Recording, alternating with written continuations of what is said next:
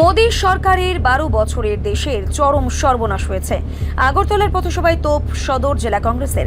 কেন্দ্রের নরেন্দ্র মোদী নেতৃত্বাধীন বিজেপি সরকারের বিগত 12 বছরের শাসনকালকে তীব্র আক্রমণ শোনালো সদর জেলা কংগ্রেস কমিটি। বৃহস্পতিবার আগরতলার শকুন্তলা রোডে আয়োজিত এক প্রতিবাদী পথসভার মধ্যে দিয়েই কংগ্রেস নেতৃত্ব দাবি করে 12 বছরে দেশের চরম সর্বনাশ হয়েছে, যা অতীতে কোনো সরকারের সময়ে ঘটেনি। পথসভায় বক্তব্য রাখতে গিয়ে দলীয় নেতৃত্ব দেশের বর্তমান পরিস্থিতির উপর গভীর উদ্বেগ প্রকাশ করে। তাদের অভিযোগ, মোদী সরকারের ভুল নীতি ও ব্যর্থতার কারণে দেশে বেকারত্ব আজ পাহাড় প্রমাণ আকার ধারণ করেছে। যুব সমাজের কর্মসংস্থানের কোনো ব্যবস্থা নেই। এর পাশাপাশি সাধারণ মানুষের জীবনযাত্রাকে বিপর্যস্ত করে সীমাহীন দুর্নীতি ও লাগামহীন মূল্যবৃদ্ধিকে দেশকে গ্রাস করছে বলেই কংগ্রেস দাবি তোলে।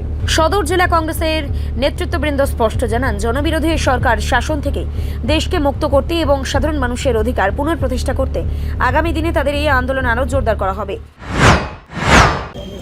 একজন অভিযুক্ত নেতার বিরুদ্ধে কেন ব্যবস্থা নেই?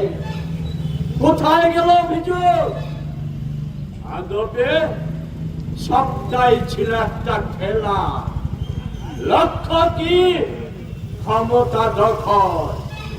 আর ক্ষমতায় টিকে থাকার জন্য যা করছে, আজ এগুলি নিয়ে আলোচনা করব না। শুধু অন্যরা বলেছে, আরো 2-4 জন নেতৃত্ব আছে, নিশ্চয়ই ওনারা বলবে।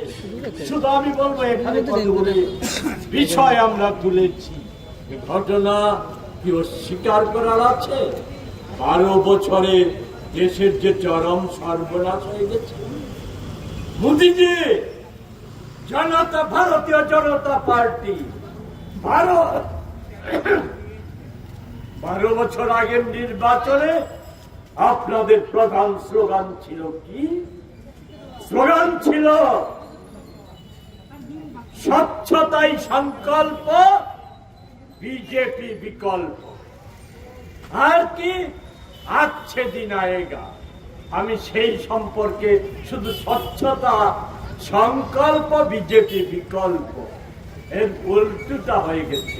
কয়েকটা উদাহরণ আপনাদের মনে আছে? জনধন অ্যাকাউন্ট কেন করা হয়েছিল?